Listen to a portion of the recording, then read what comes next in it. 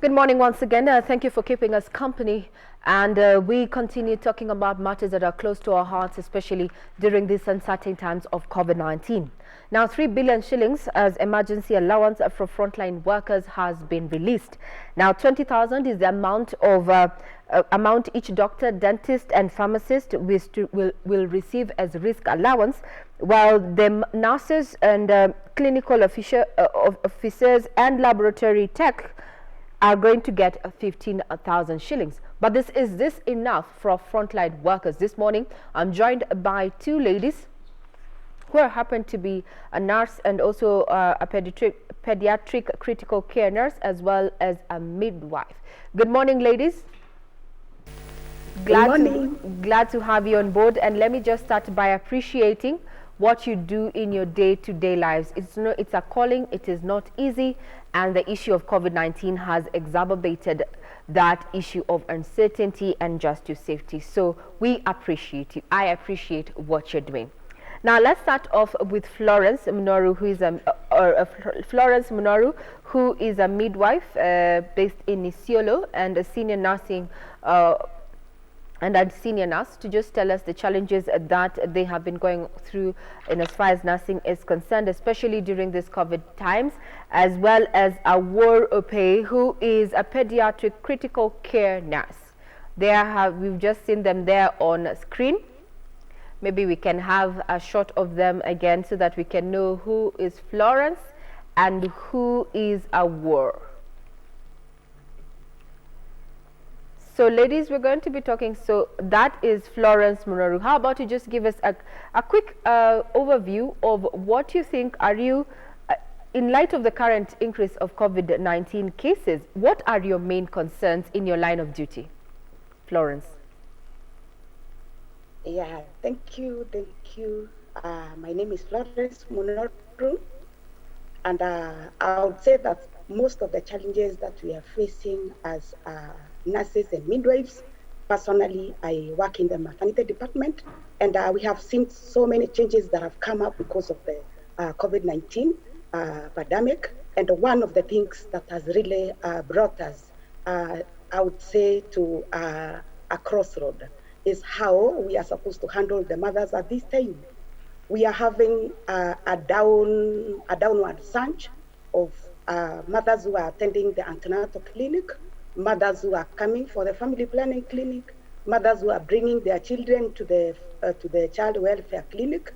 We also have a downward surge of numbers on the mothers who are coming to seek maternity services. Mothers who are supposed to come to the hospital, majority now are delivering at home. This is because people feel that when they come to the hospital, there is a likelihood that they increase the chances of getting infected. So they are staying at home. And it becomes very difficult for us even to reach them at the community, even to go to them. It becomes a bit hard even to trace them. That is the biggest challenge that we have experienced as midwives. And I would say that, let me talk on the midwifery part. Now, as a midwife there, you've shared your challenges is that mothers are not seeking maternity services. Then, from where you sit then, what can be done to encourage these mothers to come for these particular services? Because I mean, like an antenatal clinic is very key for both the mother and the child. So what do you think needs to be done to encourage these women to also just continue seeking these, very important services, even with the uncertainty around COVID-19? Yeah, I would urge, especially the government of the day, the county governments in conjunction with the national government, that if possible, there must be a way whereby the nurses can be sent and the midwives to the community.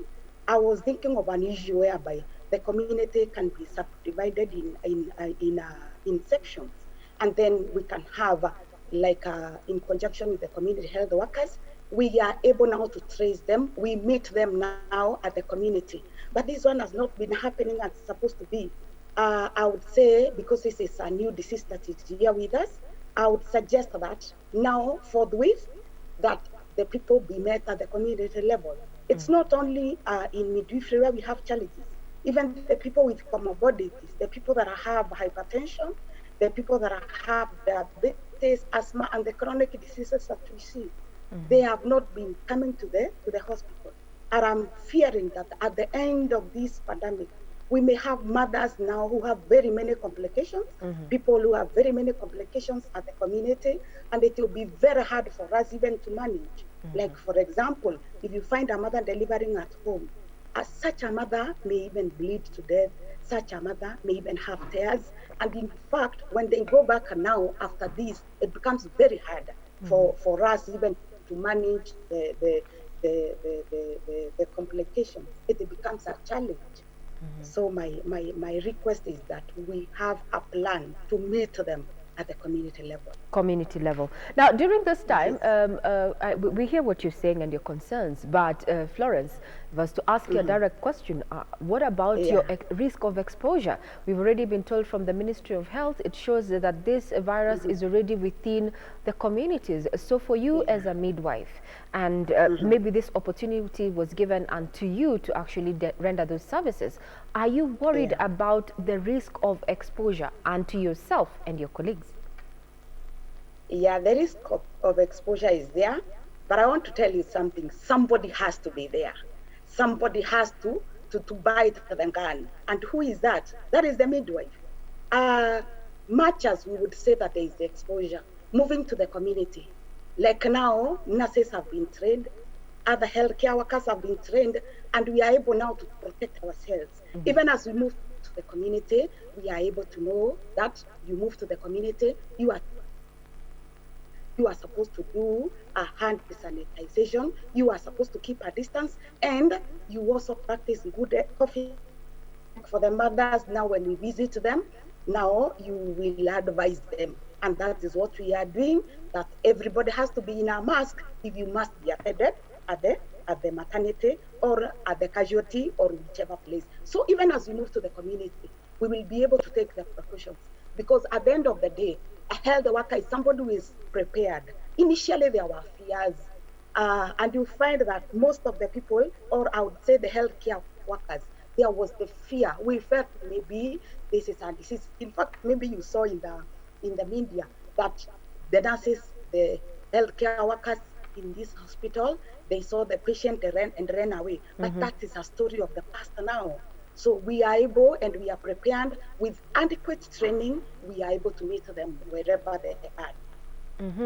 That is Florence Munoru, who is coming to us live, part of the frontline workers who are dealing with this issue. And her concern is that mothers are not seeking maternal services, and she's concerned that after COVID-19 pandemic, that women are going to be dealing with so much more. Her call is to have, various county governments come into place as well as the national government to ensure that these services are delivered, even if it's within, just at home. They're ready to render that, ready to bite the bullet there. I wonder, in as far as pediatric critical care is concerned, are these the same challenges that you're going through? Awuor, Opee, maybe you can just highlight, are you in tandem with what Florence there has said in regard to challenges that are being met by frontline workers? Now we've talked about the issue of maternity, now we want pediatric care. Are these the same challenges or are they different? Awuor? Thank you, Regina. Good morning. Good morning to you too. Yes. I must say that the pediatric environment is slightly different from that which is maternal or maternity kind of setting, because like we know, children are very intricate human beings with very self-tailored sort of needs. And that, of course, calls for a concerted effort when you're handling them. In the pediatric critical care setting, the kind of approach that we offer during the care of our patients is a family-centered care. And family-centered care means that we have the family fully involved at every stage of the care of the patient, which is a child in this case, any child under 13 years. And there is a team or a concerted effort also from the healthcare professional perspective, where we have various cadres of professionals coming in to help with the care of these patients. And that, of course, means the kind of challenges that we experience are quite diverse. The COVID pandemic has actually brought us new challenges that probably we didn't experience earlier before. But as we all know, our health-seeking behaviors as Kenyans has always been a challenge. We will often go to seek healthcare when we are at a very bad situation, probably mismanaged out there. And so the kind of patients we therefore get to receive at the end of the chain of service delivery in the healthcare sector are patients who are severely sick, seriously sick.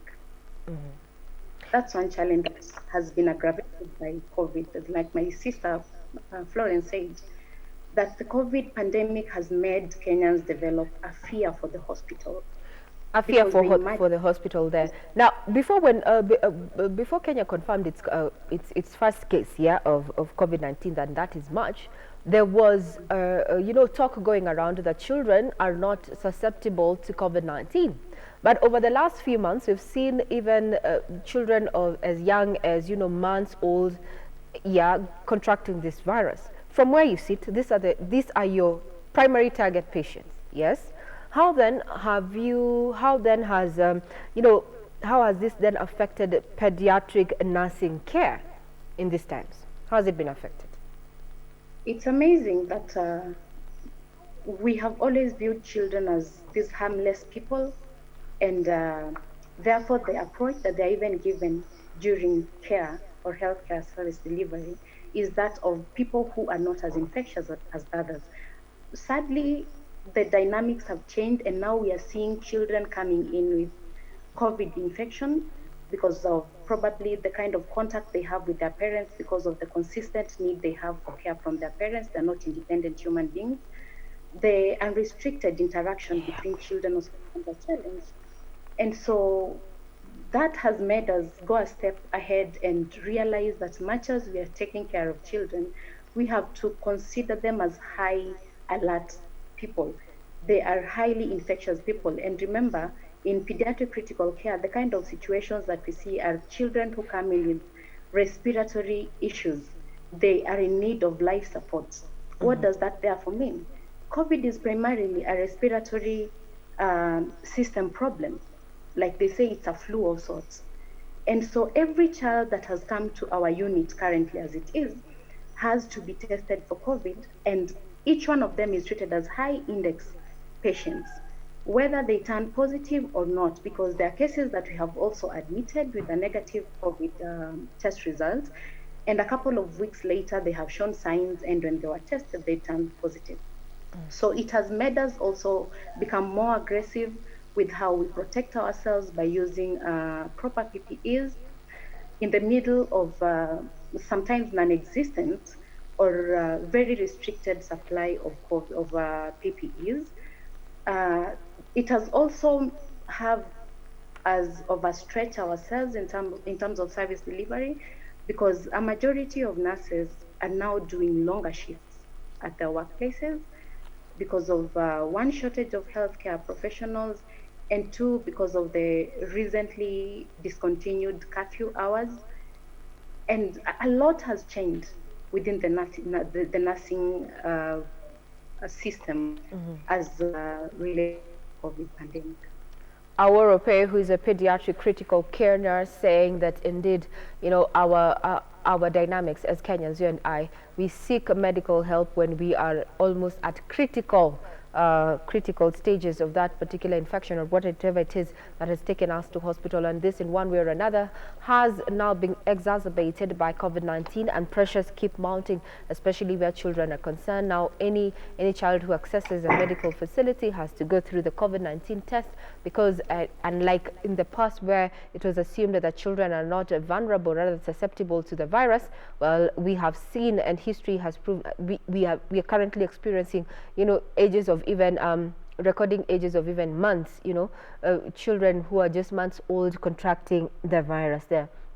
We're talking to frontline workers to just find out, and as they share their experiences in regard to the challenges that they're facing as they deliver their much needed services at a time when increased cases of COVID-19 are on the rise here locally.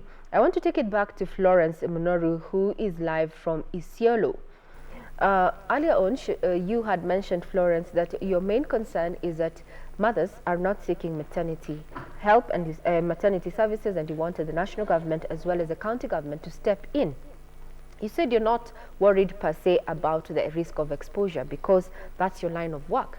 But then the question is, what are you doing to manage, on an individual level, to ensure that Florence Moon remains safe and healthy? This pressure, you're working long hours, as Awuor has said. What are you doing as an individual to ensure that you remain in tip-top health so that you can continue delivering your services?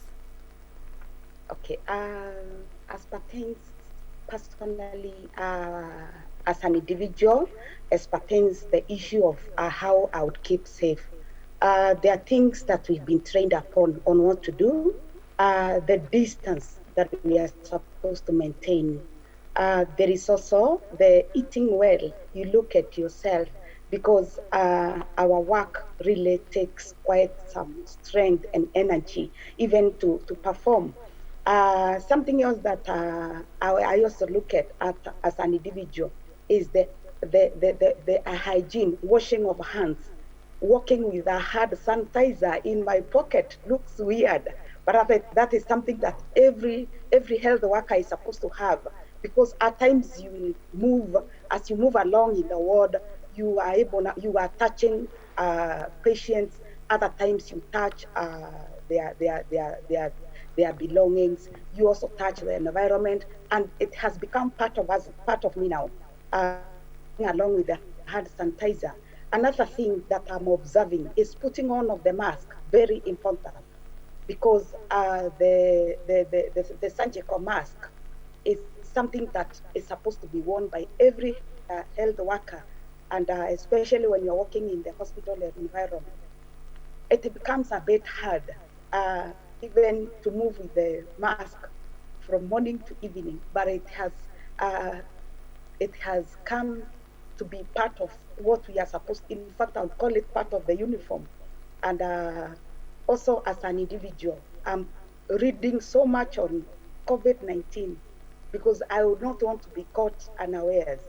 Like, for example, when I find a patient who comes, the first thing that I advise is to keep at least some distance, and I explain politely. Mm-hmm. There's something that is called providing of honorable maternal care. When a client comes, I politely explain to her, and whoever is accompanying her, it's good for us to keep some distance, because we have the corona with us. Anybody who comes, like a mother who wakes up in the morning in labor pains, yes, that is somebody who will not even remember to come along with a mask. Yes. I have some masks nearby where I will pick one and advise them. You are aware we have this problem with us, and it is advisable if all of us would keep safe. Another thing that I would also I want to keep safe mentally. We have a call center at the National Nurses Association of Kenya, and that call center is a place where we keep constant communication. If you feel overwhelmed, if you feel that things are not going right, there are counselors there, and then we talk to them. Maybe at the end of the show, or maybe right now, I can give the number to another healthcare worker who feels overwhelmed by the circumstances, because psychological aspect is one thing that really must be taken care of. We have found colleagues who have been infected, and it is, I would say, much as we have been trained along the line, somewhere you can't miss a few casualties. We have a few casualties, health workers in Kenya, and most of them are nurses. And this being our year of the nurse and the midwife, there's one thing that is being emphasized, and I take it upon myself as a midwife, personally, that I should protect myself. I should protect those around us, my colleagues. How do we relate? How close are we during tea time, during the chat times? At times we can go sit down and we talk to each other, we have fun, we talk. And at that time, those are times when people get so close. But now we keep reminding ourselves. And it has become, I would say it is becoming part of our routine, much as there is the challenge.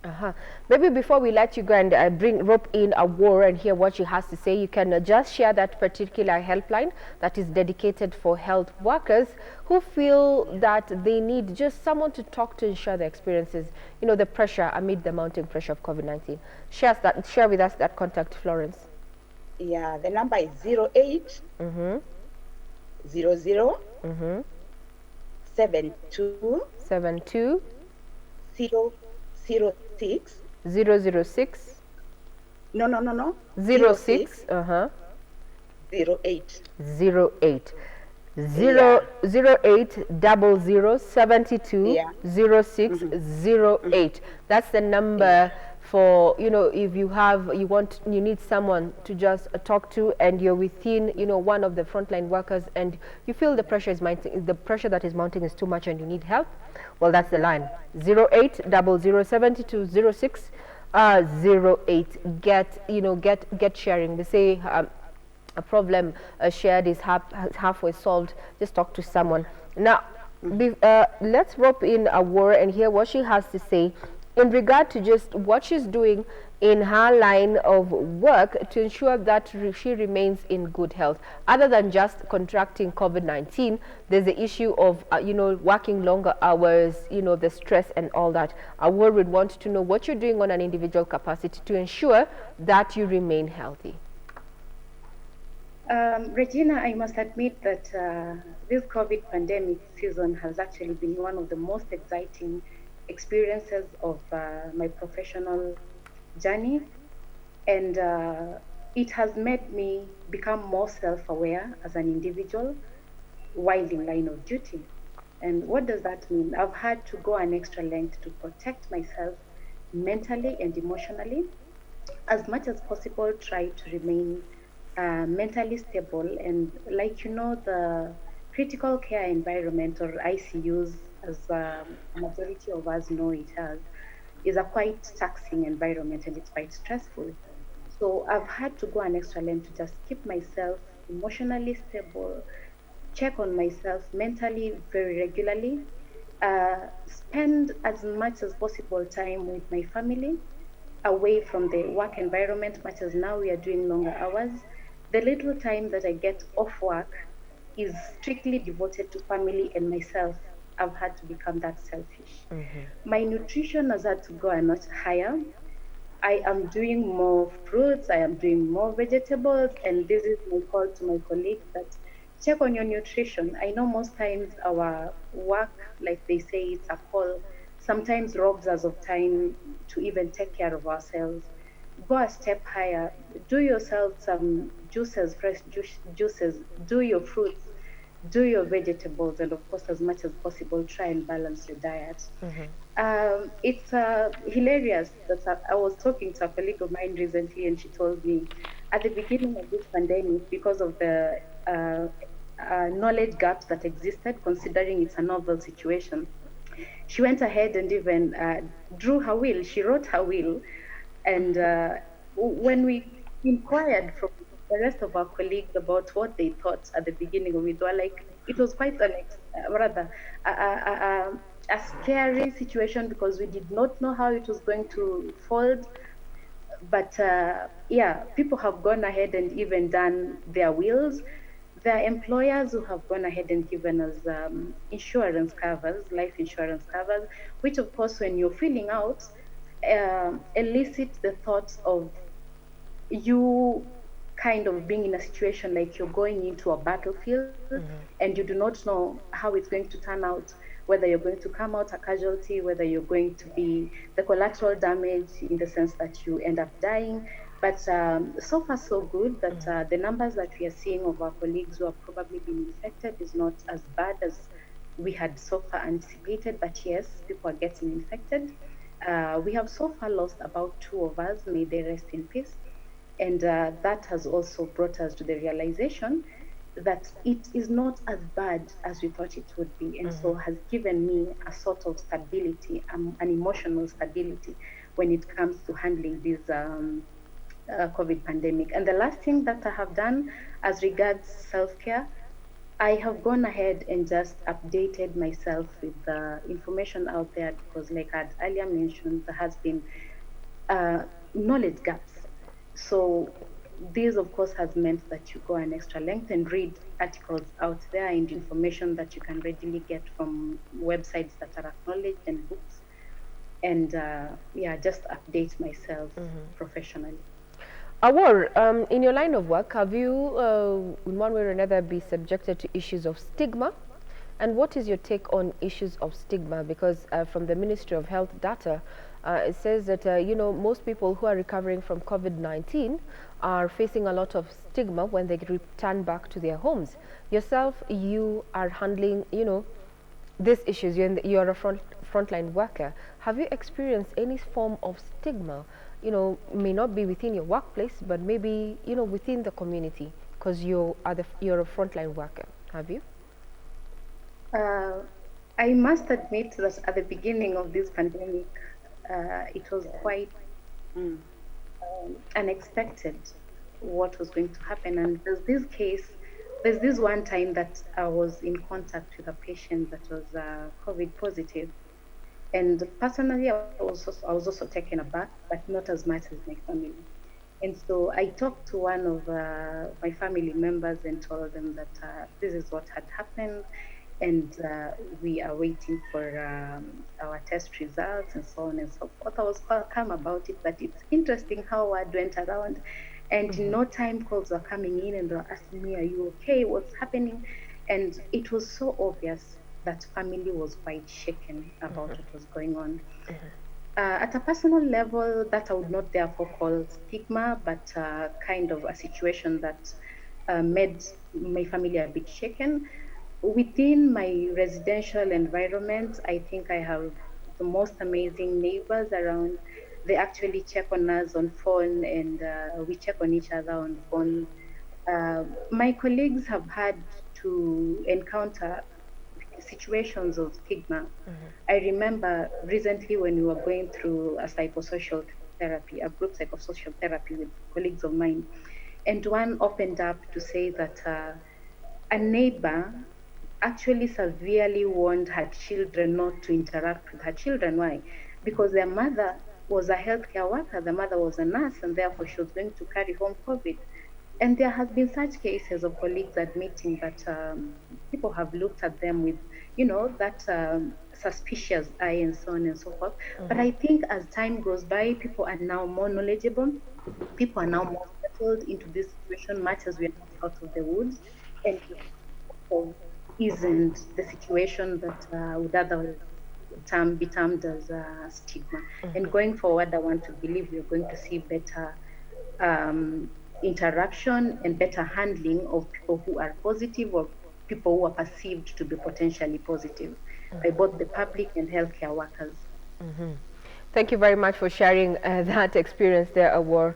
And indeed, you've highlighted something, the issue of stigma. The community is still yet to come to terms, with how to deal with the numbers that are recovering from COVID-19. Florence Munoru from Isiolo, who is a midwife, senior nursing officer. How has been your experience? Have you experienced a stigma in your line, in your profession, or do you know some of your colleagues who have, in one way or another, had to endure that kind of treatment, cold shoulder treatment, suspicious eyes, as Awuor has rightly put there, simply because you've interacted or handled a case of COVID-19? Yeah, the stigma was there initially, but with time, people are coming to understand that this is not a disease that should instill such great fear as it should. Okay, in our setup, initially there was some challenges because people felt because you're working in the hospital, you must have COVID. And I remember there's a day that I wanted to go to town, and I looked for somebody a motorcycle bonda guy told me, no, no, no, no, no. I hear you have been working. There's a time I was working in the isolation ward in the initial stages, and he told me, no, I cannot take you to town. And I didn't understand. I thought maybe we had met somewhere. But as we sat down with our colleagues during some psychosocial support meeting, and they told me even the bonda guys don't want to take us to town. And I said, oh, that was the reason. So, but nowadays it is not as much. I would also say that in the initial stages there was quite some fear. The fear of COVID-19 was very high, but with the knowledge base increasing, it has gone down, and people are now taking us normally. Our neighbors are treating us well, and there is no, I would say, so far there isn't any much challenge now. And with the sensitization that has been done to the community, and people have seen that this is a disease that somewhere along the line we can live with. You know, it's like now people are getting used to the issues that are happening around us. I'm glad that now you can hop into a boda without feeling as if, you know, sticking out, and, you know, courtesy of what you're doing. Now, a question that has come up from our viewer is to just elaborate. I think this is a concerned mother-to-be saying, is there a risk of mother-to-child transmission of COVID-19? During pregnancy, during labor, so far no research has established that. And the research is ongoing, and we haven't heard of any. And because research is ongoing, if anything comes up, then we will inform police, and at least something will be done. During breastfeeding, we are advising mothers, if somebody is having a COVID-19 disease, the best that they can do is that they are supposed to observe high level of hygiene, especially the washing of hands. They also must put down a mask. It's recommended that they have an N95 when they are breastfeeding the baby. The breasts are also supposed to be cleaned. Initially, the baby was being put away from the mother, separated. And when you separate a newborn baby with the mother, the challenge comes up whereby the dangers are more. The baby will be isolated. But now precautions are being put in place such that these mothers don't pass the infection to the baby during breastfeeding. So are you saying, Florence, I need a clarification on this. Are you saying that it is safe for a COVID positive mom to breastfeed their young one? Exactly. Breast milk is the best that can be given to any baby. And that is why we recommend exclusive breastfeeding for the first 6 months. No water, no milk, no supplementary feeds, just breast milk. Breast milk is a balanced diet on its own. The dangers of putting the baby away from the mother, the danger of not putting the baby on the breast is far much worse than when you breastfeed that baby. With adequate precautions, that baby will be safe. Thank you very much for sharing that insight. Our viewer here, I hope they have heard that it is safe. Now, no research has come out to show if there is a mother-to-child transmission of COVID-19, but what we know, and hearing from a senior nursing officer with and a midwife, from Isiolo, Florence Munoru, says currently breastfeeding is still safe, you know, the safest form of nourishing a newborn baby. So you are at ease, whether you're a mom or just concerned because someone else you know is a mom and breastfeeding at this time. I want to take you over. I want to bring Rope in Awuor also, because there's the issue of, you know, just handling children at home during this COVID-19 situation. Having dealt with children, what advice would you give to parents or guardians who are, you know, watching over the young ones? Schools are going to reopen next year, so we are home with our children for the long haul. in light of the increased cases of COVID-19, what precautionary measures would you want to share with us as parents? This is my call to parents. Thank you, Regina. That it's our responsibility to keep watch over our children. It gets a bit concerning when you hear parents lamenting about schools reopening being delayed or postponed to next year.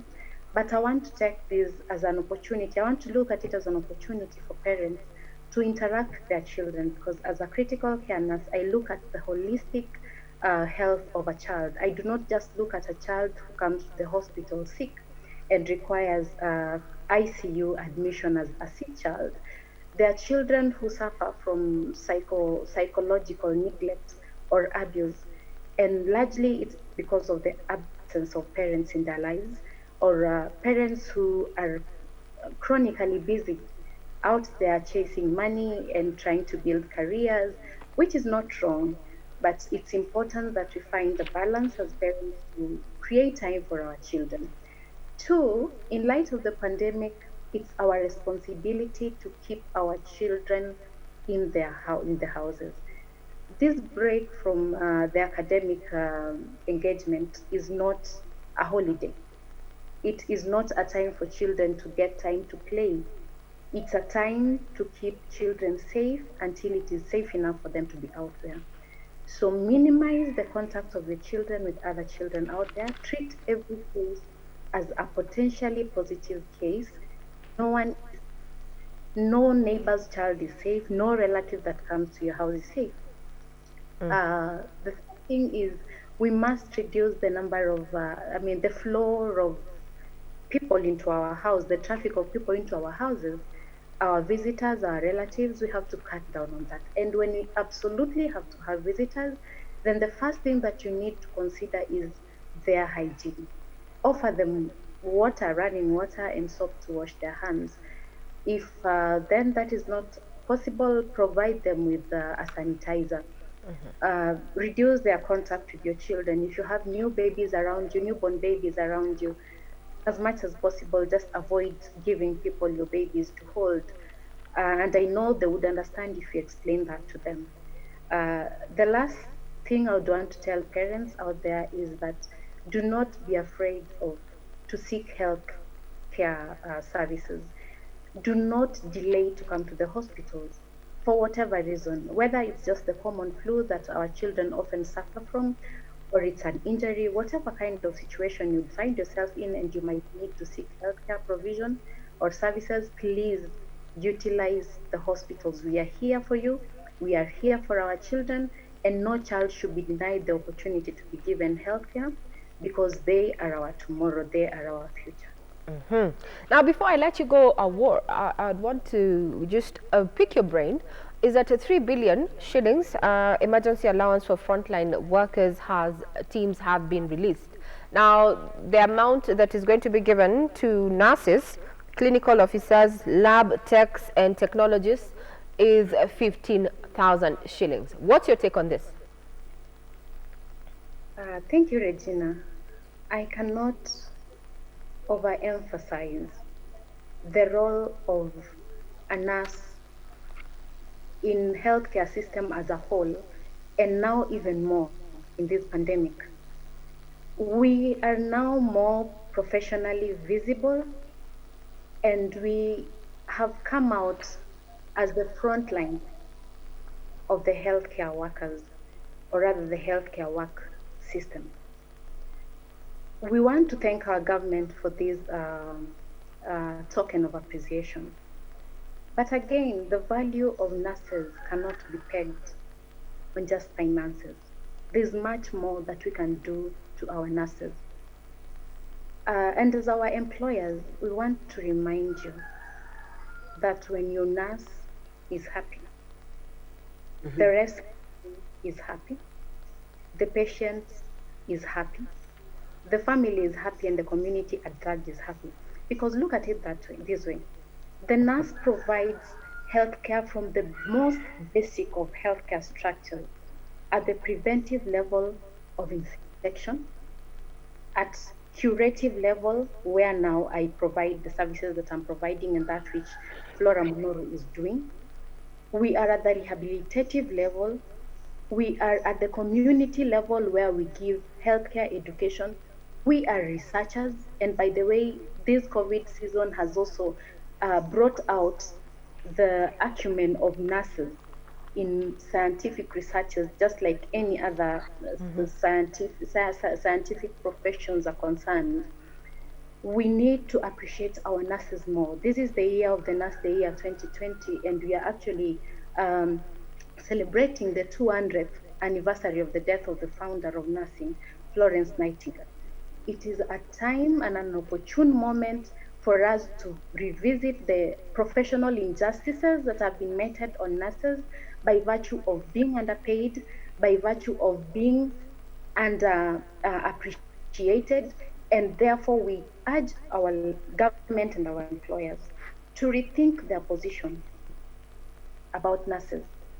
We thought that we would have seen a change of things now that COVID has totally painted a different picture of nurses. You walk into a COVID isolation unit today, Regina, one thing you can be sure about is you are going to put a nurse in that unit at 7 a.m. or 7 p.m. in the 7 p.m. in the evening or 1 a.m. in the night. We are working around the clock. And this is not to underemphasize the important role that our colleagues play in service delivery and ensuring good outcomes in the healthcare service provision. But we are just trying to say that we deserve better as nurses, and this token of appreciation is highly welcome, but we believe that we can do more than that. On top of that, we would also wish to urge our government, the county governments, and other employers out there to consider offering insurance covers to nurses, medical covers and life insurance. It is an unfortunate situation that you're able to offer a service that personally you cannot afford. The other day, sorry to sound personal, I wanted to visit an ophthalmologist to have a check on my eye and a review of my glasses. It is sad that I could not access these services because the cover that I have does not take care of that. And I had to dig into my pocket. And I was left wondering how many of my colleagues out there are able to pay for these kind of services. There are people who need dental services. They are not able to access because of the medical cover that we have. Yet we are the same people who work in ophthalmology clinics, we work in dental clinics, we offer very vital services in setups like renal units, dialyzing patients 24/7. We are offering ICU care, ventilating patients. Like now, COVID has exposed what ICU looks like. The machines that are so complicated are run by nurses, by the way. When it comes to infection control and policy making, nurses are largely involved. Departments of infection control are actually manned by nurses. It is high time that employers and government, being the largest employer of nurses, started appreciating nurses who they truly are. We cannot re-emphasize. We cannot emphasize more on that. What you say, we hear you, frontline workers. To this morning we've been talking to two ladies who happen to be frontline workers. One keenly dealing with children, the other one dealing with the mother and child, midwifery and pediatric critical care nurse. That is Awuor. Opee says government and the main employer being government, that is, of nurses, need to appreciate nurses more. We cannot overemphasize the need for that. How about, before we close, we also rope in Florence Moon all the way live from Isiolo to give her parting word. During this time, as you say, this year is a year of nurses, marking exactly 200 years after the pioneer nurse Florence Nightingale just started off the issue of, or rather started off, nursing as it is. What's your take, Florence, as we come to a close? So, Florence, we'd want to hear your parting word there in regard to this issue, with the current situation of COVID-19 and your line of work of, maternity services. Among the concerns that you have raised is that mothers are now scared and are fearful of seeking out maternity services, yet these are crucial services. Earlier on, if anyone missed that particular conversation, is that Florence Moon says that she is worried as a midwife that after COVID-19 that mothers and children who have not gotten the required maternity services might be exposed and might end up dealing with issues that are more critical than what they had before. Women are delivering at home, the risk of exposure, and her call to national government as well as the county government is to ensure that the midwives can reach these mothers at the comfort of their home with minimal exposure to them as midwives and also the mother and child. A question here was asked by one of our viewers is if there is a transmission, if there is a, confirmation of mother to child transmission of COVID-19. What response we got from Florence Moon there, who's a midwife. She says research is still ongoing, but they've not had to deal with such an issue. However, she emphasized that breastfeeding is still the safest form of nourishment, especially for a newborn, and it has to be safe. The mother has to be clean, the breast has to be clean. They have it's recommended that you have an N95 mask while you're breastfeeding. So the viewer who had asked that question, I hope it has been fully answered, and continue breastfeeding that baby, and and minimal risk to the baby and yourself. I understand we have Florence on the line again. Florence, I was just doing a take-home summary of what you had shared earlier as we were trying to stabilize your feed. Now, as you come to a close, from where you sit, I'd want to hear recommendations and advice that you'd give going forward in regard to just how the government is treating frontline workers. We understand that 3 billion shillings have been is going to be an allowance, is going to be released. 15K for nurses, clinical officers, lab techs and technologists. Let's start from there. What is your take in this regard? Yeah, I want to seriously talk on the token that the president gave us. And what the president gave us was in goodwill.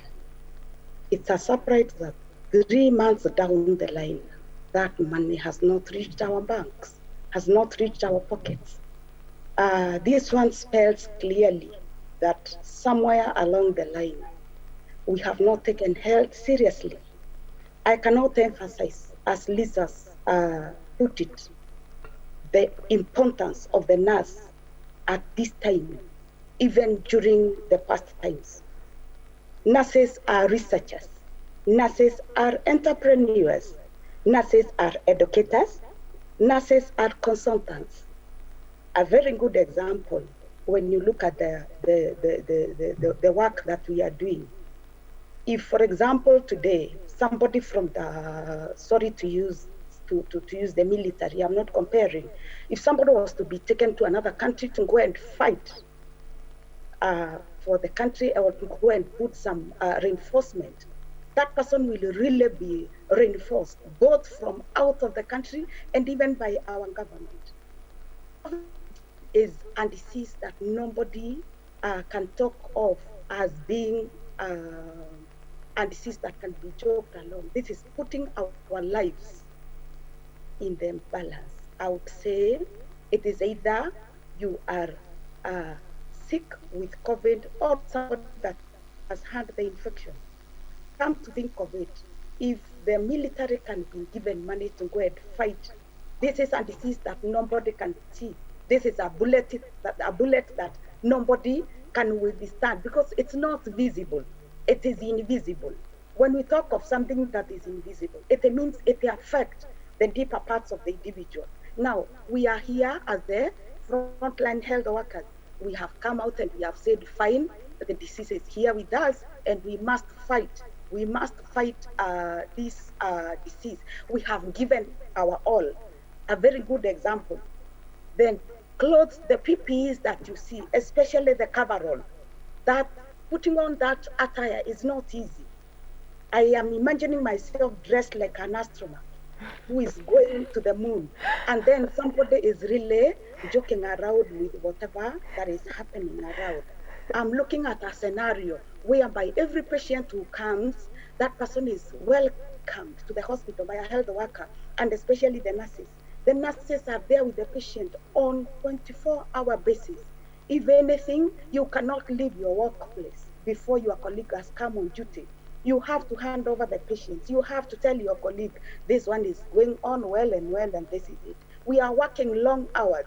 And I can tell you, much as we would want to say that working in the hospital is our call, we agree somewhere along the line it's a call. But the thing is, we have children, we have to pay school fees, we have to pay our school fees also. Some of us are in school, and it's a surprise that people, I would say, most people will not want to acknowledge. They think nurses are people who are seated at the bedside.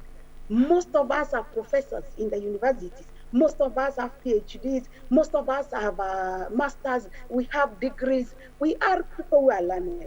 It's not only that our work is to dress suits and maybe do the manual work.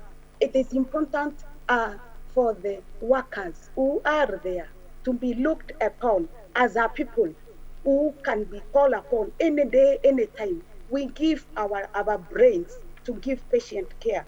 Like a very good example, if you walk in any maternity right now, the first person who meets you is a midwife. If a decision has to be made, that midwife has already made the decision.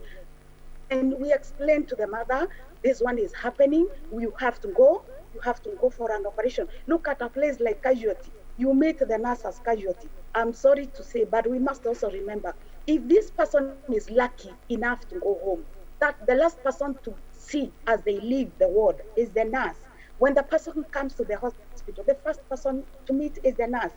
The nurse is somebody who has been shelved and looks like that nurse is, I would say, secondary. But in fact, and the real thing is, the nurse is the primary health care giver at any level. Mover at the dispensary level. When you go to the dispensary level, the person who is running that place is the nurse. She or he is the person that clerks those patients. Our grandmothers at home, it's a nurse who is taking care of them. So it beats logic when it comes to a point that the nurse is now considered as a second-hand person. I would say that let the government, let the people recognize that nurses are not just, I would say, simple people. And nurses need to be considered. They need to be moved a higher level. This one, like now, for example, the disease burden. If you look at the health workers who have been infected, the majority of those people are nurses. What does that tell us? It tells us these are the people who are taking care of the patient. These are the people who are more exposure to the disease. Like, for example, look at the statistics. My sister Liz has talked of having lost 2 colleagues. By the way, those are nurses. Those are people who have not seen this money that the president has even given us. They didn't even enjoy that money. So it tells us somewhere along the line, some seriousness needs to be put into health. A country that puts their health as a priority, that country will never lack voters. Because I'm sorry to say, in this country, we look at issues. We look at people like voters. We want them to come and vote for us. But when it comes to working for them, it becomes a challenge.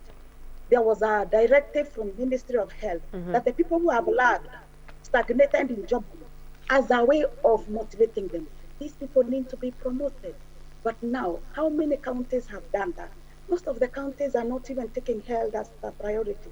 I'm sorry to say, but at the end of the day, we need to look at health with another angle. A good example, like the National Nurses Association of Kenya, this being the year of the nurse and the midwife. We are trying as much as possible to uplift the status of the nurse. A good example, if you look at the research that is taking place, you will find most of the researchers are nurses, the people that are coming up with policies, the people that are coming up with the recommendations, they are the nurses. It tells you that nurses are brilliant. Nurses are people who can solve solutions, who can solve problems. Nurses are people who can work and work well. I hope and pray that at the end of the day, This is our year. The WHO has recognized that 2020 is the year of the nurse and the midwife. On all these things, it is upon now our country, the government, the national government, the public, and even the media. I really appreciate so much. I remember you have been helping us, even uplifting our profession, showing people what we do. We really appreciate you people. Now, I hope this one now can be converted into some, I would call it financial appreciation, not from the media, not from the public, but from the government of Kenya. So much money is being invested in health. If a nurse is happy, I can tell you the truth. Look at my colleagues who are working in the USA. Nurses are moving out of the country. They want to work in USA, in other countries. Not brain drain, because we are not, what I'm hearing you say, Florence, is that we are not appreciative enough of nurses, yet they are an integral part, you know, of the healthcare system. Yeah. And now just to wind up, I'd want to support what you're saying, and we have a viewer who is on Twitter, and it says, Mafumbo Alan on Twitter says, it's unfortunate that several months down the line, nurses are still out in the cold. Who ate the stimulus package? There is no hypocrisy greater than expecting victory in a war, yet you mistreat the frontline soldiers. Hashtag reward nurses accordingly. Those are views of Mafumbo Alan on Twitter. Siding with what you have said there, Florence, that it's the high time that your appeal to government as well as the county, both levels of government, county level, national level, to just also appreciate the role that nurses play in as far as the healthcare system is concerned. And I thought what you said is that nurses are not just second-hand. They are not second-rate or second-hand care providers, and they are not manual laborers. Actually, what came out as fun there is that you said you have to wear that overall because of this COVID-19, and someone is making fun about the role that you have to play as a nurse. I hope and trust that relevant authorities are looking into this issue accordingly. The year 2020 is indeed the year for nurses and midwives. We hope that this is going to change, and I'm going to wind up at this point. Thank you very much for coming on board, being with us, taking time to be with us, Florence Munoru, all the way live from Isiolo, as well as Awuor Opee from Nairobi, sharing their experiences, one within the maternity ward, the other one dealing with pediatric critical care. We appreciate you. You're doing an awesome job every time. So thank you very much. Continue with the faith. We'll keep praying for you, because if you let go of the ball, then it means we are through and through, and that is not a place we want to get to. The take home today is, when the nurse is happy, the patient is happy, the doctor is happy, the patient's family is happy, and the facility is happy. Let us reward our nurses better, or rather accordingly, as Mafumbo Alan has said that on Twitter. I'm Regina Manyara. I appreciate you being on board with us from 7 a.m. till now. Let us meet tomorrow same time, and you're going to be talking to our children, talking about issues of mental wellness. 1 out of 4 one out of 4 of us as Kenyans is dealing with a mental issue. So do keep it right here. Thank you very much for your time. Same time tomorrow, we meet on Good Morning Kenya.